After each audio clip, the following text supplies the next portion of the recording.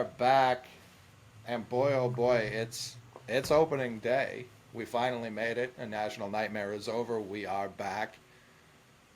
And Baseball Reference thinks your team stinks. Thoughts? Oh, that's what I did not know we were going to lead off there. It's the only thing Baseball you sent me. reference. I did. I thought we were going to lead off with the big signing in Major League Baseball yesterday, but I guess we'll get to that later on.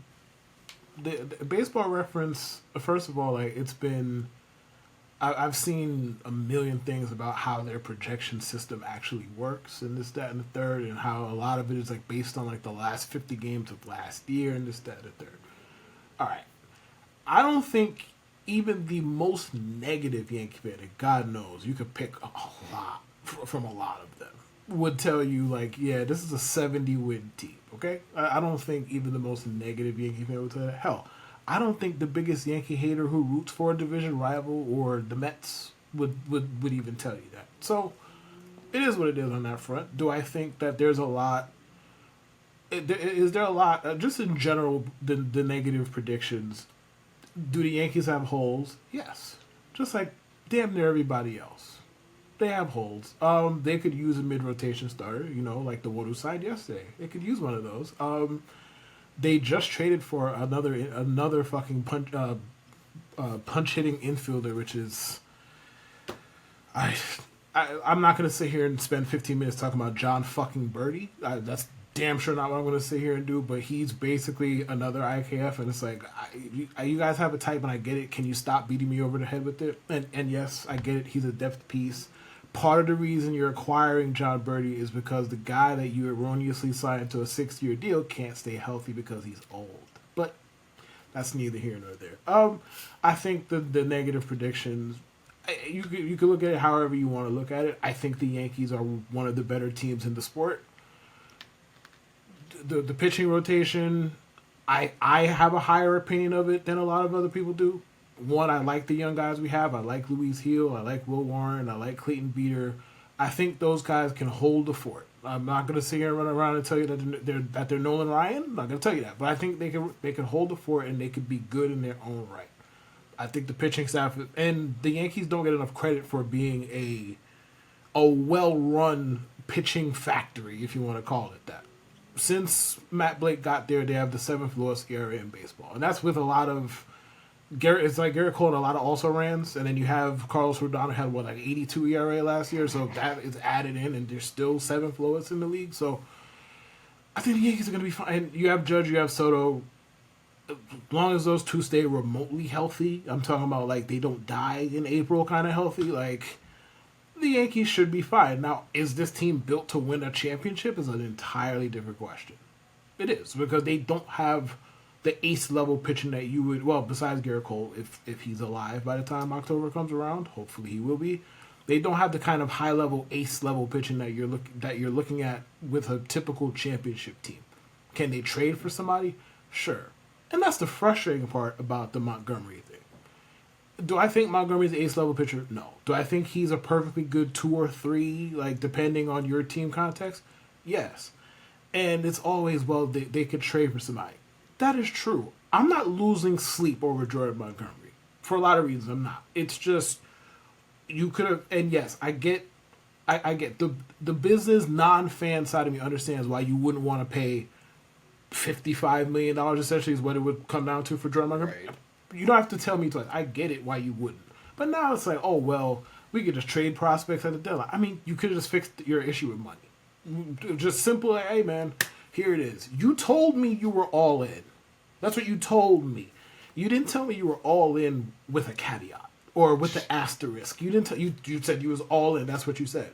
The Blake Snell thing, I have no qualms about. They offered that man $150 million. He took what, 40? Something. Yeah. I have no qualms about that. That was what it was. They pivoted to somebody else. Understood. The Montgomery thing, it's like you said you were all in. He and yes, there's a part of this where Montgomery might not have wanted to return. I understand that part too. I get it. But if you offered him more money, he would have. Like I don't. Nobody turns down money over hard feelings. No, well, let me not say nobody. Most people don't. So ultimately, I think the Yankees are gonna be a 90 to 95 win team. And we'll see where that leads them in October. So, context for this baseball reference projection, it doesn't really factor in Soto, Stroman, anyone who didn't play for the team last year. It doesn't factor those in. However, where I'm sitting from, I don't know that that matters as much. Can you hear me or no? I can. Oh, I saw you going like that. I wasn't Yeah. sure. It was like the reporter on the scene waiting for waiting for that delay. Um, I don't know that it matters because I don't know sitting here today if Garrett Cole's playing this year. No one knows. Literally nobody knows because the Yankees not the most trustworthy when it comes to how they handle injuries and especially ones that happen before the season. The other one, we said it when it happened, putting Judge in center field's already a risky proposition. Couldn't make it through spring training. I don't even know where he's at right now. No, he's I don't know fine. that this, Allegedly, he's playing. He's fine. But like you said, fine, allegedly. relatively speaking. But yes. Right. It's one of those things. The way he's talked, it's like it sounds a lot like Derrick Rose talking about I'm not gonna be able to walk at my kid's graduation. When no, he's like, this is gonna hamper me the rest of my life. And they're like, not our problem. Go out in the center path. I get the comparison. It just makes me uncomfortable. But keep going. Right. I didn't say it to make you comfortable. I said it because that's where my mind went when he's already talking about, like, this is going to fuck me over the rest of my life. And the Yankees are like, not an us problem, pal. I can see a world. Their worst projection, 61 and 101. That feels egregious. If you swapped out Soto and Stroman for Cole and Judge, which I think is on the table right now. Like, I think you could be playing more games than not without your two best players from last year, and you supplemented them with theoretically worse. I'm not going to sit here and call Soto worse than Judge. It's pretty 1-to-1, although defensively, Judge way better. Yeah. But the offensive production will be the same as last year if it's just Soto. The pitching staff, there's no way it's going to be as good. Like you said, they do churn out relievers. I won't necessarily give you guys credit for churning out top of the rotation guys, but the guy everyone's high on that you guys have churned out recently is Michael King, who's not there anymore. So that's when a beater plus someone else has to step up. It's not just one. I kind of look at the AL East right now, and I'm being more pessimistic about those injuries than Yankee fans are right now for obvious reasons. But if they are what I think they are, it looks like the exact same as last year. The Red Sox and Yankees will be battling it out for last place going into September. I think that's super on the table. I can't say it's not. Like, I feel how I feel, but I can't say it's not. Like, I can't sit here and tell you, like, I'd be on the floor, passed out, shocked if the Yankees went 81 and 81. I couldn't tell you that. A lot of shit could go wrong. And again, you're looking at a situation where your best pitcher's already hurt. He is going to miss time. We don't know how much time because, well, I don't trust the Yankees. You don't trust the Yankees. I don't have any reason to. Now, like, they went to outside sources, and the outside sources claimed that his UCL was intact. Again, I've been around the block with the Yankees. I don't like when Cole is on the fucking mound and throwing the ball. I'll believe that he's pitching the season when he does that. That's just how I take it. Right. Sure, but he's already hurt. Judge, the toe is the toe. I don't know what they could do about it. It is what it is. It feels like something that's just going to stick around. Now, can you aggravate a big toe? Like, I mean, of course you can. But how bad can you really aggravate it? I don't know. I'm not a fucking doctor. I'm not going to pretend I am. Right. But your two best players are already hurt. So it's like, yes, things could go very wrong. Understood. I choose to believe that they're not going to go wrong. I choose to believe that Judge is going to play 130 some odd games. That's how I choose to believe it. Soto, same thing. Cole, it is what it is with Cole. I don't know. And then Stroman and the rest of them, they will figure it out. The Yankees will have at least a league average pitching rotation, in my opinion. So they will figure that out regardless of the arms that they need to throw out there. They had a slightly below average pitching staff last year. Rodon not there, then there but not really there. Johnny Brito was getting pitching starts. Yeah. Somebody named Randy Vasquez was getting started. And they and they were still churning out decent results. So like I think they'll be fine, but we'll see. I'd be shocked if they won 70 fucking games. That doesn't make any sense. But Baseball Reference's system is broken. It's okay, man. Right. They got the clicks. They got they got the noise. I'm not sure they were looking for it. It's just No, I think they just put that out, and it's one of those things. It's like the Knicks, and I'm not talking about the current Knicks. I'm talking about like the previous 75-year Knicks. They would always be towards the top of the Vegas odds every year just because of the market they were. It didn't matter who was on the team. They would just get over bet to the point where Vegas was like, well, we got to hedge and help ourselves here in case some wild shit happens and they actually do win. Obviously now the Knicks are competent, but for the rest of my life up to that point was not the case. The Yankees are in a very similar, even more understanding position where I've been laughing at them for years because it's like, oh, World Series favorites. And of course, that's just the odds, and they're getting bet that way. Most baseball fans are like, yeah, they're in this like second tier. They're not the favorites, but they're in this second tier. They obviously have talent.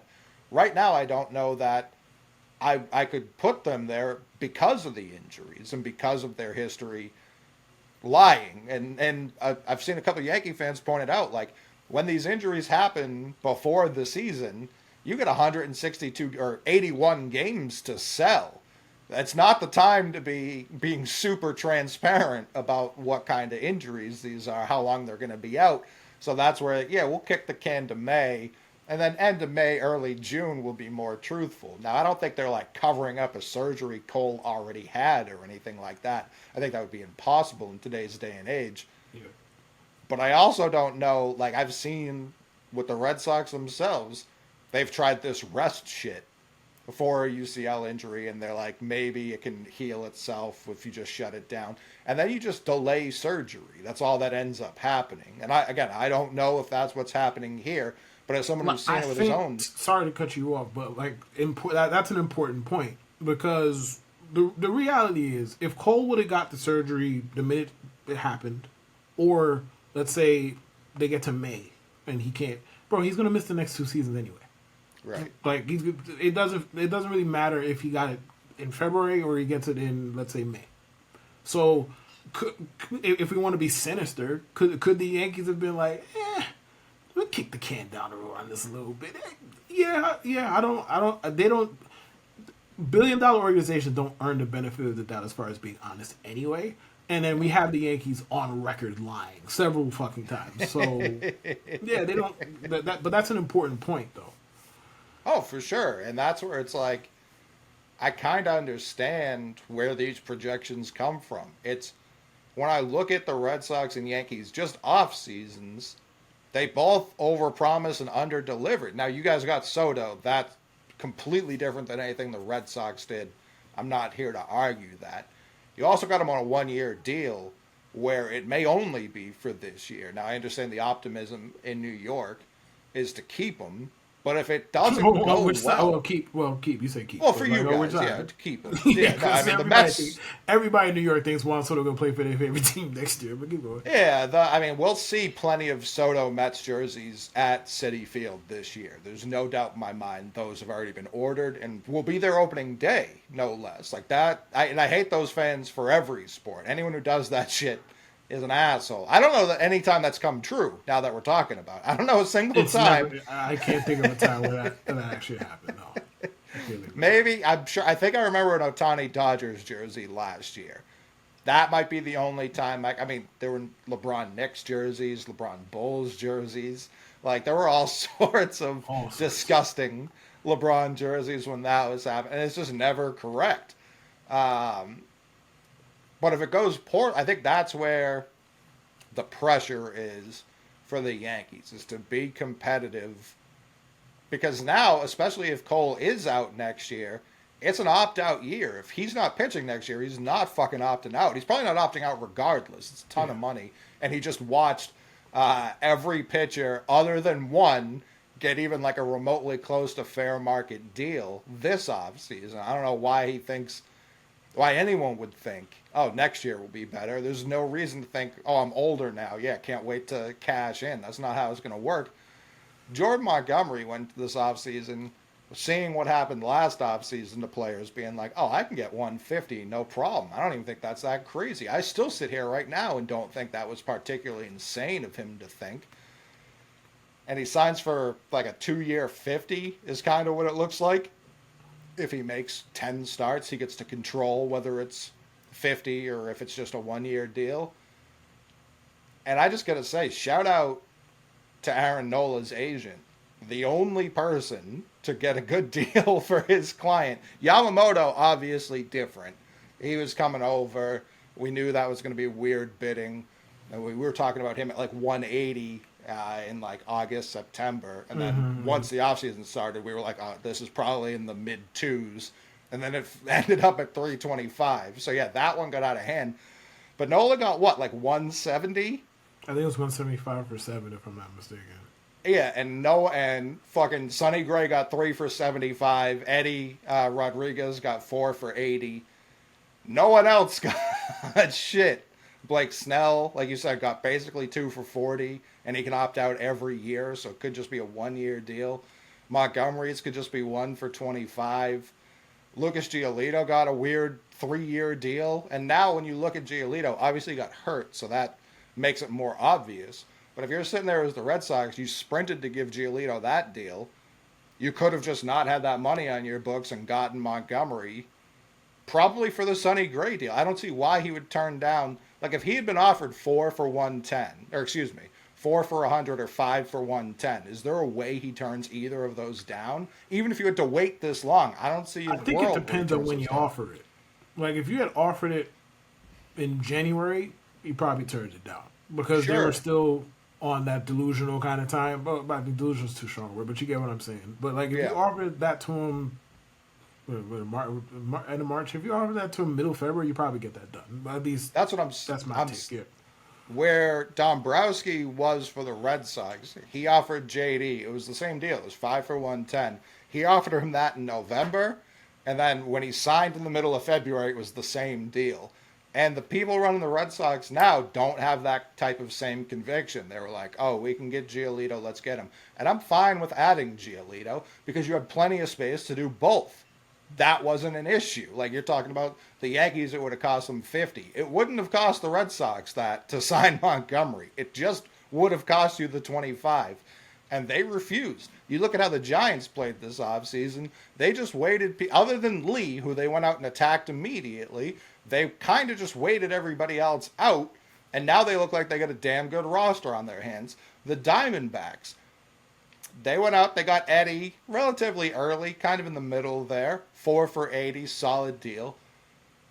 And then they go get Montgomery the last second, and it's like, oh yeah, people who are expecting them to fall back after that World Series trip, kind of hard to say. The two teams in the same division as the Dodgers were pretty aggressive this offseason. They didn't just go, no, you're going to take this division. Dodgers won the division. No one cares about the Dodgers winning the division. People look at them as food come October. So they're not worried about the Dodgers, and that's good for baseball. What's bad for baseball is everyone else just being like, we're all set. We're all set. Good old collusion, right? Where like the same six teams are actually trying and nobody else is. Like, great. That makes for a great product where the same 6 teams or whatever are signing the same free agents basically yearly.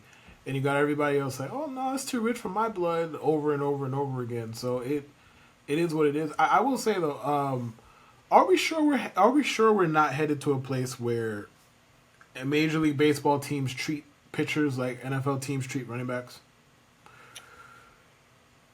I just think it would be almost I get what you're saying in terms of how they were valued this offseason. It certainly looks that way. But I don't know how you would be able to put, like, you would just have no stability on a year-to-year basis at all. At all. And it's what, like, where NFL teams are like, Yeah, if our offensive line's good, whoever we put back Right. there will be relatively similar. Right. There's no real like one-to-one comparison for that. Like, oh, if our offense just hits a bunch of bombs, or if our defense is really good at fielding, like, yeah, your defense can field, could have 1,000 fielding percentage all season. If every third pitch is hit over the wall, it doesn't fucking matter. Right. I mean, like, do I think it's right? Like, let's say they do go down that path. Do I think it's right? Fuck no, I don't. But like, if they feel they're just like, all right, man, instead of paying Jordan Montgomery, let's say they were asking for 5 for 125. I don't fucking know what they were asking for, but let's pretend that that's what they were asking for. Like, going the route of, all right, we could get a whole bunch of either prospecty guys, or we could get low end, 4 or 5 in the pitching staff kind of guys, and go from there and just make this a collective effort to try and make a Jordan Montgomery in the aggregate. But shout out to Moneyball. But do I think that's the fucking right way to do this? Fuck no, I don't. But like, could I see them going in that direction? Yes, and it sucks for pitchers, especially because they're already coming up late. At least a lot of them do, because we Sure. don't really see a whole lot of 20-year-old starting pitchers like producing at the major league level. Like, shout out to Yuri Perez, but he's one of very few. So all these dudes are hitting the free agent market when they're 30, and then they're just like, oh no, you're old. Well, yeah, the system made it this way. You're like, yo, you're Right. old. We can't do that. Like, well, the system made it this way, but the system is never going to change, because that would require the owners to actually give in a way that would not benefit them, and we know how that's going to work. Well, it's also, and I've heard more pitchers talk about it this spring. It's just like, yeah, they're teaching us to throw 100, but they're not, like, it's not mechanically sound how we're getting to that point. Like, it's mechanically sound to throw 100. It's not mechanically sound to throw 110 pitches. So that's where it's like, I understand the hitters are better and all that, but I don't know. I still see plenty of people strike out on 94. You know what I mean? I still see people strike out 80 in the dirt. Like, pitching as a whole doesn't seem to be taught correctly anymore. And I'm not saying there was ever a point where the whole league, everyone was dicing everyone up. That was never the case. But it's like, I don't know what the point of all this velocity is if you're not getting sustained results. If guys can't go 6 innings, if, like, part of the reason so many guys right now, it's like, oh yeah, you can only go twice through the order. It's because, yeah, it kind of stinks. Like, he only has velocity. The third time through, he doesn't have as much velocity, and we know he's not pinpointing. Everyone uses Maddox as the example. I'm not asking everybody to be Greg fucking Maddox, but when Maddox was at the top, there were other dominant pitchers as well. You had Clemens, who threw a nasty splitter. You had Pedro, who threw a nasty changeup. You had Randy Johnson, who obviously led with all these guys led with fastballs, but their out pitch wasn't always a fastball. Like, Pedro threw 3 pitches. Maddox threw whatever he wanted, whenever he wanted. Randy Johnson, yeah, he threw 100 miles an hour back when no one was throwing 100, but he threw a crazy slider too that came from like a 7'2" release point. Like, yeah, like, have other pitches. Like, it doesn't all have to be velocity. And also, if you're gonna keep pushing velocity like this, the pitchers or the hitters will collectively catch up to that. It might not be next year, but in a couple of years, if they only ever see 100, they'll get used to that. Like, I know that's crazy to say, but if that's all they ever see, they will get used to that. Then what? People, you're going to live through like what people are going to call another juiced ball era, when really it's just no. Now all we ever see is 100, and it's straight. So yeah, we're used to it now. Like, on one end, like, I get the heavy emphasis on velocity, because the fact of the matter is, as long as the pitches are not like Hunter Green is an example. Like, Hunter Green obviously throws 100-mile-per-hour fastballs every goddamn game, right? His fastball is way more hittable than you would think, given his velocity, because he throws the shit fucking straight. Okay, so as long as the location and the pitch shape and all the other shit that the pitching nerds talk about, as long as that shit is effective and it works, I get why more velocity is always going to be better than less velocity. Just looking at that, so I get why the velocity is emphasize. But the thing is, and I think there's an aspect of this in every sport, or well, every major sport, the ones I watch, where efficiency is king to the point where it does make the game a little bit worse. Like, not in a way where I'm going to sit here and bitch about it, because we know the type. Like, I'm not going to sit here and bitch about it. But yeah, the NBA, like when a lot of teams weren't hunting threes all the time, was the sport a tad bit better? Probably, you could argue that. I don't really feel that way per se. I think it's kind of just, it's basketball. Like, we go through ebbs and flows, we go through adjustments, errors, this, that, and the third, and people change. Teams change, strategies change. But ultimately, like, the velocity, it is the chase for velocity is what it is, because efficiency is king. They don't really, you don't see teams chasing guys because we need length, generally speaking. Obviously, there's contextual things that matter, like, we have 3 pitchers on the IL, we need this guy to give us innings today, or we need this guy to give us innings for a couple weeks, whatever. But generally, it's like, you don't really hear, like, I read pitching prospect reports all the time, and I've done that for a long time because, well, I'm a sicko. It used to be a lot of, like, yeah, this guy could take his stuff deep into the 7th. You never read that shit anymore, because that's just not what the focus is. The focus is, we're trying to get the best out of this 5 1/3. If it's 5 1/3 and that you give us at peak, great. If you're Justin Verlander from 2006 and you want to give us 8 and throw 99 in the 8th, great, we'll take that too. But that's not the emphasis. So it is what it is. But the pitching market might have taken it might have told, they might have told us something about the pitching market with the way Boris handled his clients this offseason. The only reason I don't know if it's just the pitching market is Matt Chapman took forever to get a deal. Rhys Hoskins took forever to get a deal. Teoscar Hernandez couldn't get a 2-year deal, let alone a 3-year deal from anyone. Like, I think it was more, and I don't necessarily disagree that they're reaching a point with pitching that they're going to have to fix, not even just in free agency, just pitching as a whole. Right. But it felt like a direct response to last offseason where the Padres were like, we'll give anybody $500 million today. Like, absolutely anybody with a pulse, we will give this money to. That's what it felt like more of a response to me. Not necessarily, oh, we don't want to pay pitchers. Because they gave Yamamoto that money. Multiple teams were willing to give him record-breaking money.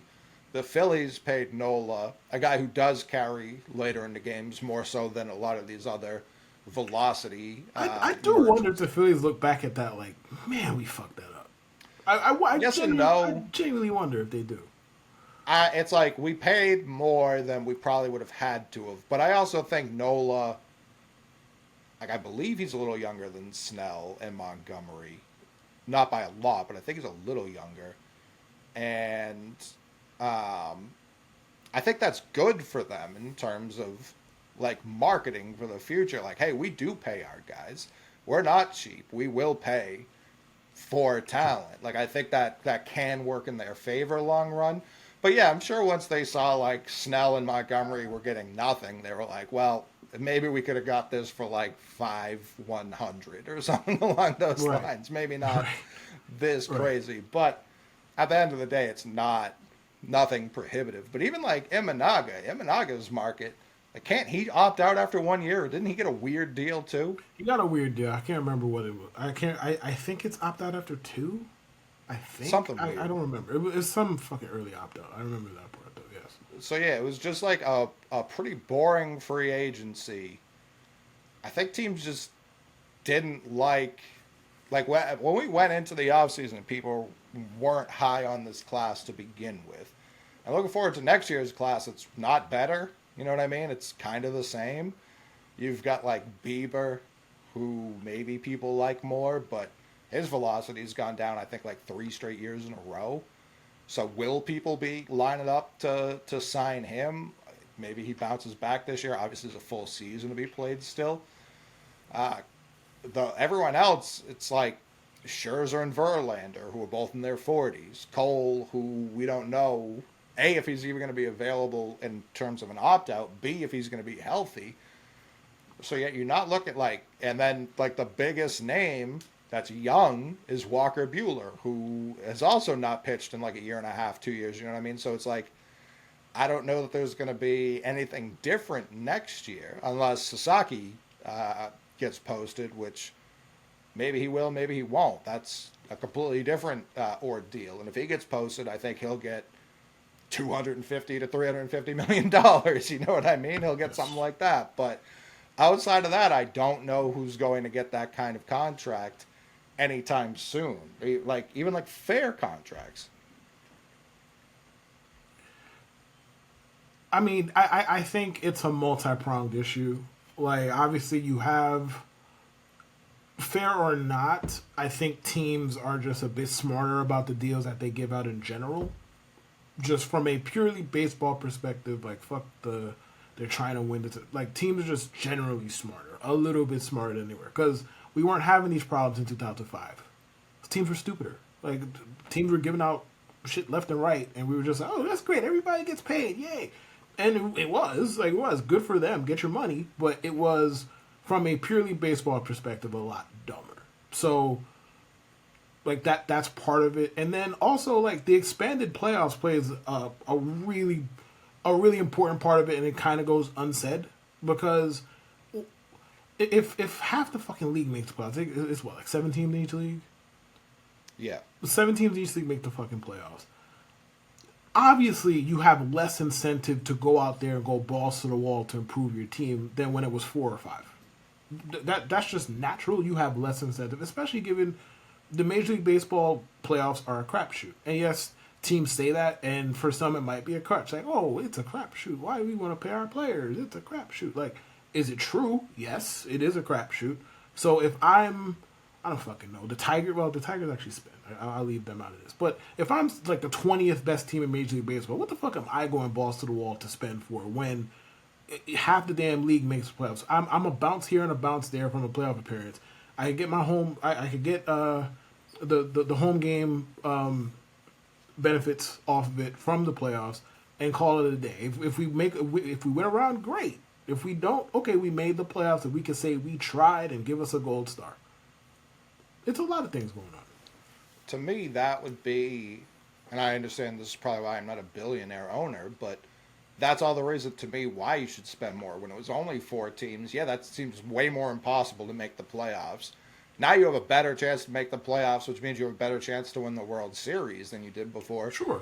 And teams are just like, we're all set. Like, Right, but you also have a all lower set. threshold across to get to the playoffs. But like, Sure, but listen, I'm not wired, and granted, again, I'm not a billionaire just like you. I'm not wired to be like, oh, I just want to scrape by. I can't. I'm not wired that way. If I had a fucking baseball team, I'm just trying to put the best product I could put out there reasonably at all times. So I would never be like the fucking Pirates or even the Reds. Granted, the Reds have a lot of young, exciting talent, even though they can't keep any of them on the field because one got suspended and one got hurt. But that's neither here nor there. Yeah, like I wouldn't be trying to just get by. Do I understand why they do it? Yes, because well, they don't need any more excuses to not spend money. But they got one when they fucking expanded the playoffs. They were just like, all right, man, everybody, you get a playoff spot. You get a playoff spot. Everybody gets a fucking playoff spot. So yes, teams are gonna be like, oh well, the threshold is not that high to get into the playoffs. So we're gonna do the minimum, and it affects the damn trade deadline too, because everybody oh, thinks they for can make sure. the playoffs. Yeah, and I think that's why all these people who were like, oh, we're just going to be active, like the Yankees said it, the Red Sox said it. We're just going to go trade for a pitcher. And the Marlins, or the Mariners and Marlins are like, why the fuck would we trade our pitchers where we think we're a playoff team? The Marlins added at the deadline last year. You know what I mean? Like Right. Like they the made a Marlins might push. be 3 games under 500 at the deadline and be 3 games out of a playoff spot. So just be like, oh, Yeah. why am I gonna trade my arms? I'm trying to make the playoffs too. Like, yeah, that The it came out Sportico. It came out the most valuable MLB franchises. Yankees won 7.9 bill. Dodgers 2 6.3 billion. The Red Sox 3 5.96 billion. Cubs 4, Giants 5, Braves 6, Houston 7, Phillies 8, Mets 9. Mets were 6 last year. All three of those teams leapfrogged them. the Cardinals 10. And in terms of revenue over the last 3 seasons, the Red Sox in 2021 made $434 million, which was fifth in baseball. In 22, they made $515 million, which was third in baseball. In 23, they made $557 million, which is third in baseball. They have more money to spend. This is all I can say. They are not hurting by any stretch. That's just revenue. You know what I mean? That's just the revenue. Feels like that they're holding, like, I think they're at 213 right now or something like that. So way less than half, about a third of their revenue is going back into the team. I don't know what their excuses are, you know what I mean? And when you look at the Yankees, who've been one in terms of spending for the last couple of years, and you look at the Dodgers, who've spent plenty, you know what I mean? They're valued at 6.3 billion. They gave out $1 billion to 2 players right there. Hard to say they're not trying. They've signed Freeman. They've acquired and paid Betts. They've done all those things in the last 4 years. I don't know what fan can look at this and be like, they're genuinely trying. They're out there giving it the old college try. It's bullshit. Like,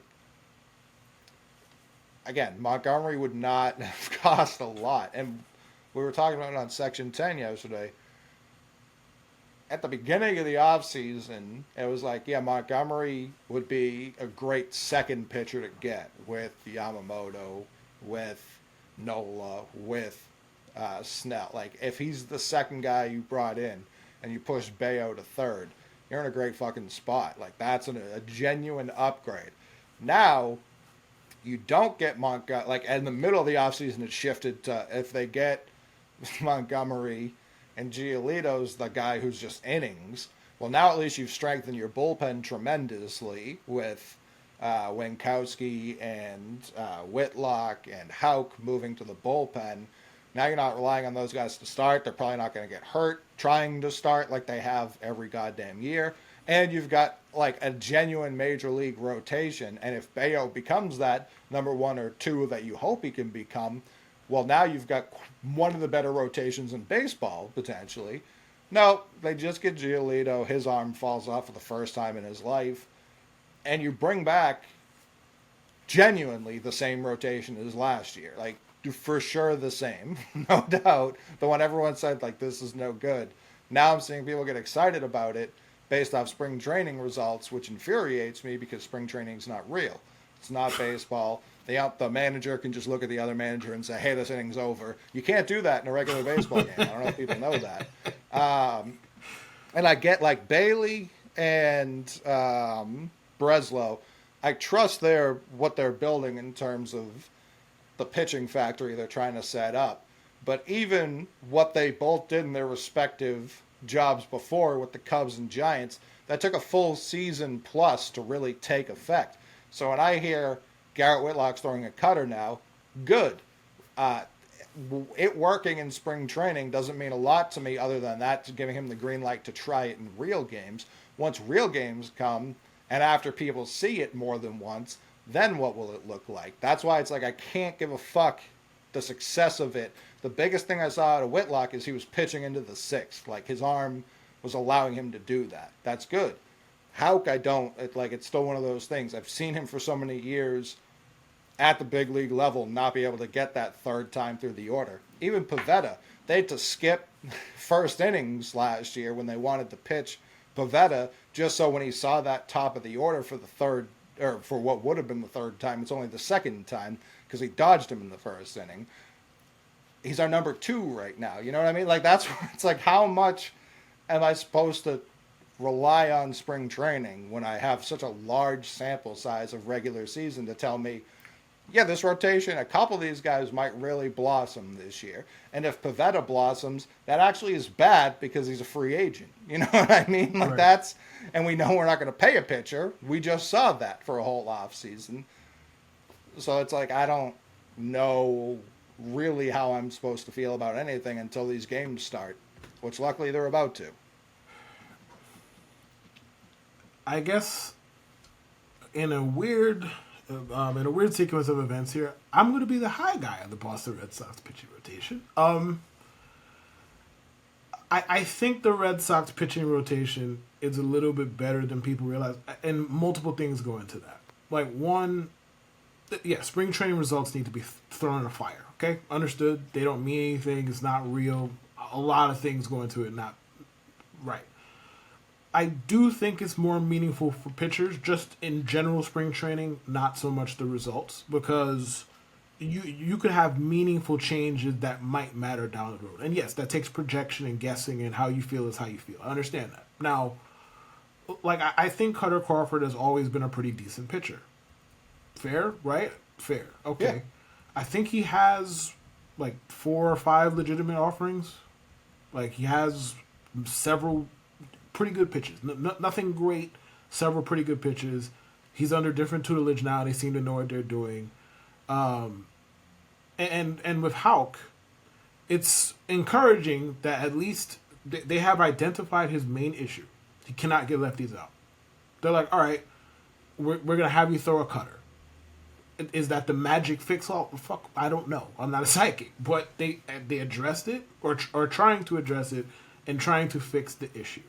And with Houck, talent's not the problem. He has talent. He can throw the ball. Like, he's talented. So he just needs to fix that particular issue, and they're trying to fix it. Pivetta, and I'm very biased here because I've been thinking of Pivetta breakouts coming for like 15 years, so I'm very biased. I fully admit that I'm biased, incapable of looking at this objectively. That guy has a really good fucking arm. Like, when the highs are extremely high with Nick Pivetta, right? He's now throwing a new sweeper.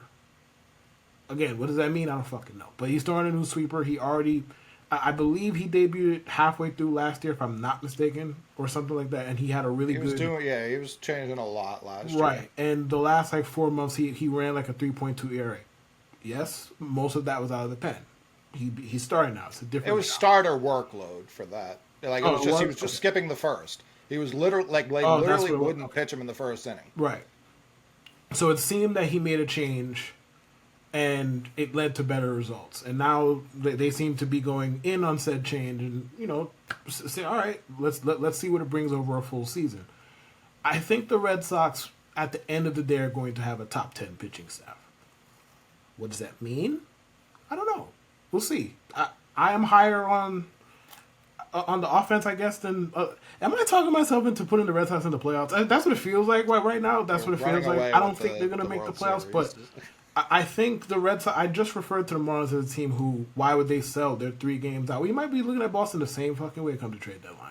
Like, they could be that team who's 2 or 3 games out. I don't think they're that bad, but they're the worst... They're in the worst place, though, because they're not trying to be somebody.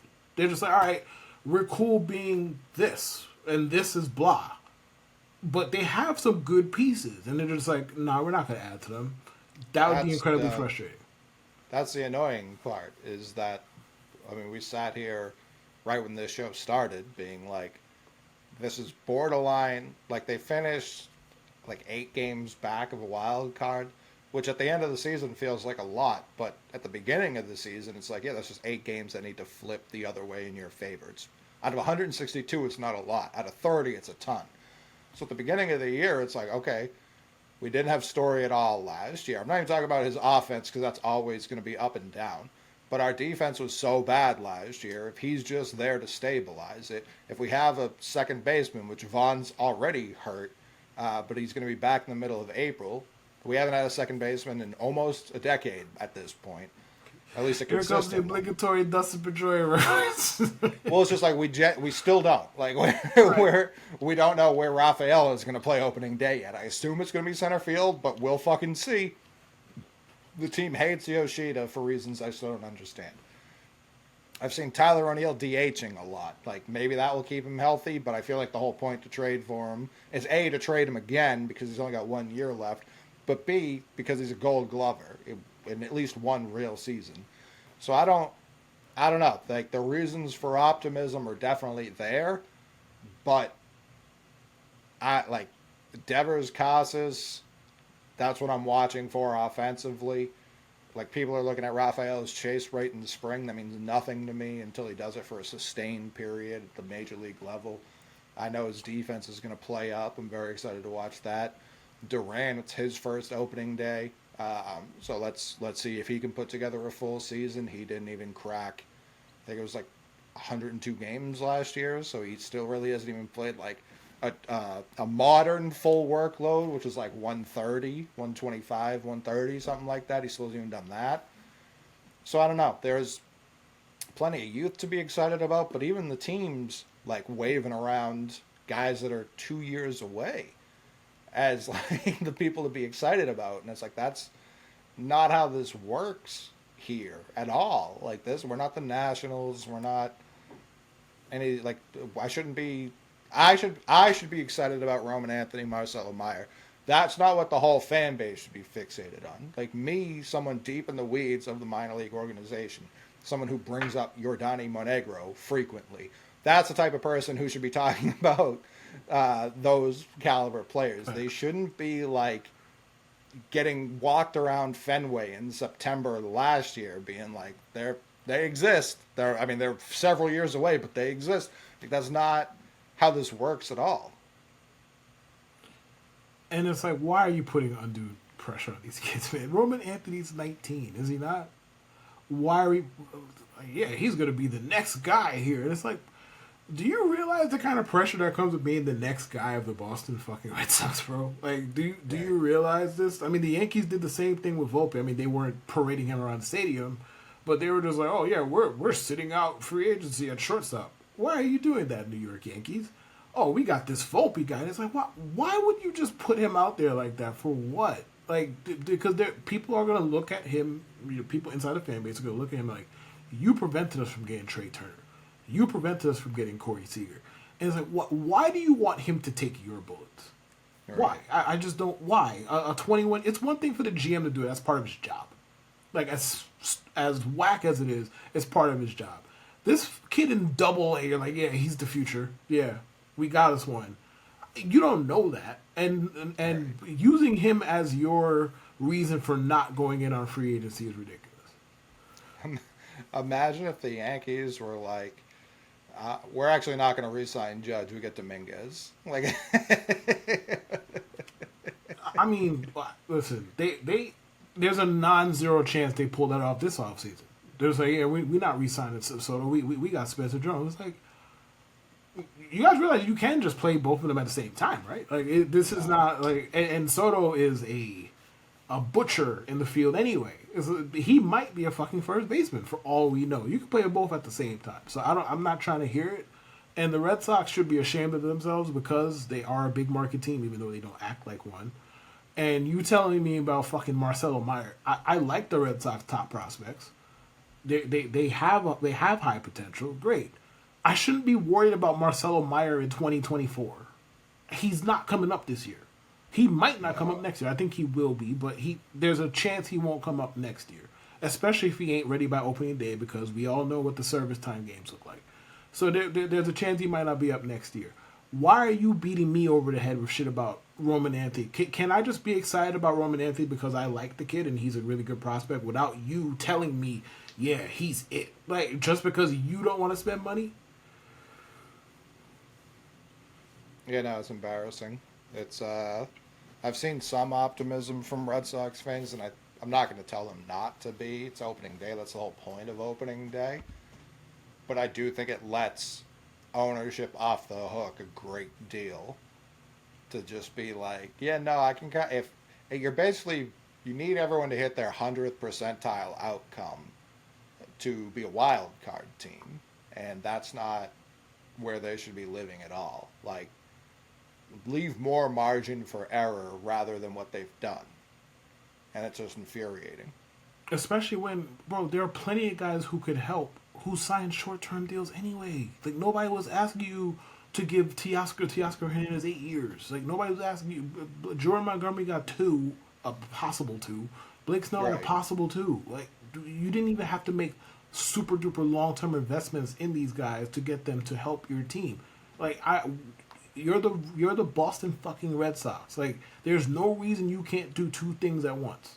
Like, this is not the Yeah. NBA where two timetable stuff can be wonky. Okay, this is not the NBA. Like, you could Yeah, have a no. really good team on paper as of now and still be like, you know what, we like our future too. You have the money to do it, you just don't want to. It makes more sense to use the money if you like your young guys because then you don't have to trade them for anyone. You can just address it in free agency. That's and again, I'm okay with them not being aggressive with Snell if they're really focused on the pitching system that they're implementing and he doesn't fit it. That's fine. Montgomery did fit it though. That's where it didn't make any sense. So that's where it's like, okay, you can't you can easily just add him and then you're not hoping Luis Perales gets fast tracked. You're hoping Wickelman Gonzalez learns how to pitch for a full season. Like you don't have to do all those mental gymnastics. You can just whenever they're ready, great. If they're never ready, which a lot of minor league arms never are, you're okay. Like it's fine. So it's just stupid. It's just a dumb way to go about business. And I mean, also with Montgomery, with the deal he ended up signing, bro. If for some by the deadline it goes poorly, let's say y'all are just way out of it, you could trade him. So it's like, what do you lose by signing him? You're not close to the luxury tax. It's not like you'd be robbing somebody of a clear opportunity to start. Like you could still run. Pitchers get hurt all the time anyway, so you're gonna need 6, 7, 8 starters over the course of a year anyway. I just don't understand. It's a no-brainer because again, you could just trade the guy at the deadline if it becomes a problem. Hell, St. Louis did it. They just did it. They gave you the blueprint. It happened just last trade deadline. The Dodgers and catcher Will Smith are working on a long-term extension. It seems so easy. It just seems so easy. Everybody but Tristan Casas could get one, huh? Everybody. Yeah, I just don't know why they're trying to offer him like just a deal. They've learned nothing from the Julio Rodriguez extension. Like, let's have a deal with a choose your own adventure deal of sorts where it's like, hey, if you're the best, if you're fucking Lou Gehrig reincarnate and you win multiple MVPs and hit 500 home runs, we'll give you $400 million. If you're just a first, if you're Sean Casey, you get $100 million over 10 years. Like that seems fairly simple to me. And the Red Sox are just like, we can't figure that out to save our lives. Actually, we have no idea how to do that. I truly hope that they come to their senses and they trade Tristan Casas before it's too late. Well, it's like they've also learned nothing from like they had to pay Devers $100 million more than he ever needed to sign a long term deal, and that I love Devers. I'm glad he got paid. Dumb to wait that long to pay him. When Austin Riley got his 230 or whatever it was, you should have had that contract written out the next day. Just And that would offer have him been one more done. cent. So same Right. thing, 1 more cent, bro. Just sign your name here. Here's the contract. We got the copy of his deal. Like just we Yeah. scratched his name out. Just 1 cent more. Here it is. Simple. They waited until the last possible minute, cost them $120 more million, which again, thrilled for Devers, but for a team that's like, we'd have to trade Kenley to add 20 more million. Like you wouldn't if you just had signed Devers way earlier. If they had signed Xander to a real deal instead of asking him to take another hometown discount with an opt out at a terrible time, you wouldn't like you'd be fine. Like all of these things would be fine if you just paid Mookie his market value, which is currently like the 27th highest paid player in baseball. All of your holes suddenly are quite filled, and you have more flexibility than you have right now. It's actually insane how badly they've fucked this up. Genuinely insane. None of these guys are old. Like literally, none of them are old. I mean, Mookie's what, like 30? He's 30. Yeah, like none of he's the oldest one. So yeah. No, Xander's the oldest. I think he Xander's turns old? 32 this year, Right, but I also 32. think it's fucking October or late. It's later in the year is his birthday, so it's like, all right. I'm very glad they let all those guys go. I appreciate it. Yeah, no, it's insane. So they've learned nothing. They're gonna fuck it up with with Casas, which is awesome. I doubt, like with Anthony or any of them, I doubt you'll see like a Jackson Chirrillo type deal where he's extended before he shows up, which I'm okay not doing that. But they also, if they believe in him so bad, I don't see an excuse not to. You can't just not do anything. Like that's the thing. You can't just not They do can. anything. I mean, well, they They can. sure can. They shouldn't. Excuse me. They shouldn't just not do anything. If you believe in this kid that much, then you probably should approach him about signing a long-term deal. A long-term deal to see what happens. You can't just sit there and be like, "Oh, we'll let it play out." Because I mean, if he's as good as you claim he is, the price is going to do nothing but go up. And that's what teams don't seem to understand because this ain't just a Red Sox issue. Obviously, we were talking about them, but a lot of teams just drag their feet, drag their feet, drag their feet. They end up having to pay $125 million more than they would have if they just didn't drag their fucking feet. And it's often like obvious. Like it was obvious Rafael Devers was great long before he got that deal. You could have paid him. You could have paid him $150 million less 3 years earlier than that, and you just didn't. So Didn't. And again, even if like if the player's saying, which Casas is pretty explicitly, like, yeah, they've made an offer, but it doesn't like if I hit my ceiling, this is going to be a crazy underpay. That's where it's like, all right, this is like it's more of a football type contract, but it's like we can guarantee you Acuna's 10-year, $100 million today. That's guaranteed. What the Braves will never do is what you can do and be like, if you become this all, and it still gives the player a reason to keep trying, as opposed like I'm sure some teams are like, well, this guy's just going to stop trying, which really doesn't happen anymore. But this like Anthony Rendon's the only one I can think of. This guy's going to stop trying. Well, that's where it's like, all right, this is his floor. The Red Sox can obviously float $10 million on their fucking on their books every year. That's not an issue. If you want to give him a deal that's anywhere from $100 million to $350 million, I'd be shocked if he wouldn't take that. And again, he would have to earn the extra $250 million. Make us if he wins MVP, yeah, you're at and instead of 10, it jumps to 15 for the rest of the contract.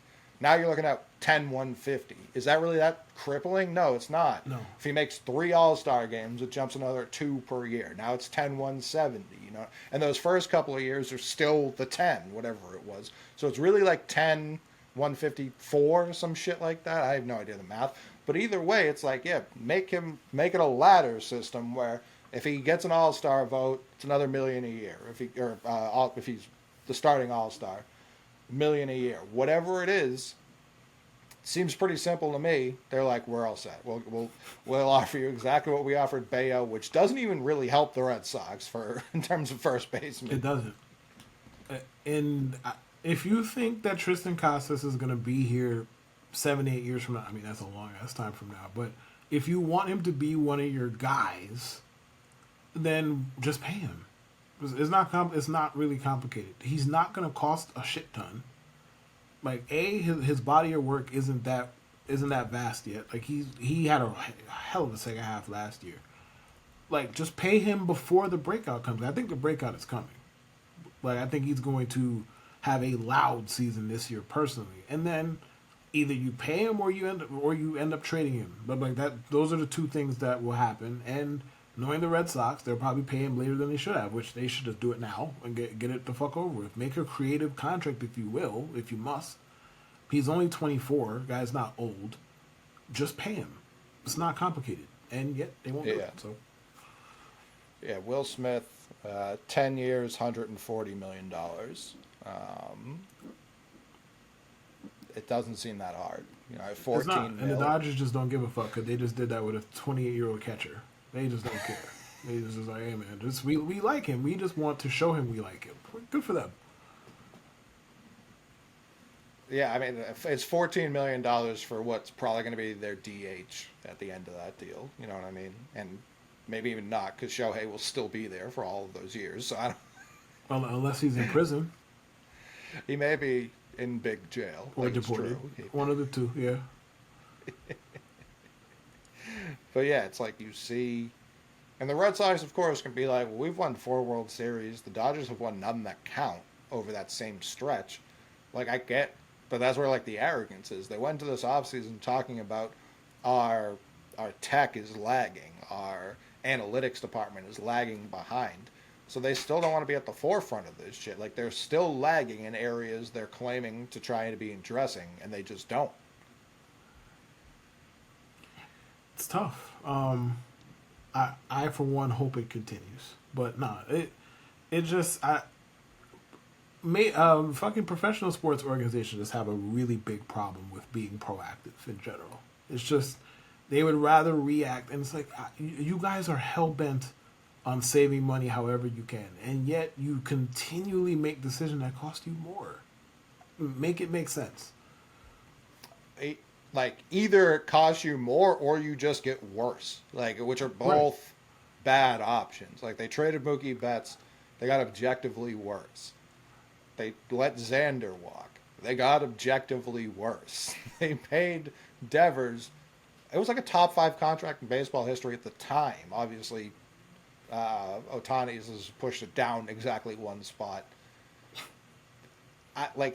Baffling decisions all around. They got the Bayo extension done, great. They bought like 2 years of free agency, genuinely good. That can't be all you do. Like, you still have time. Obviously, the Dodgers are working right now.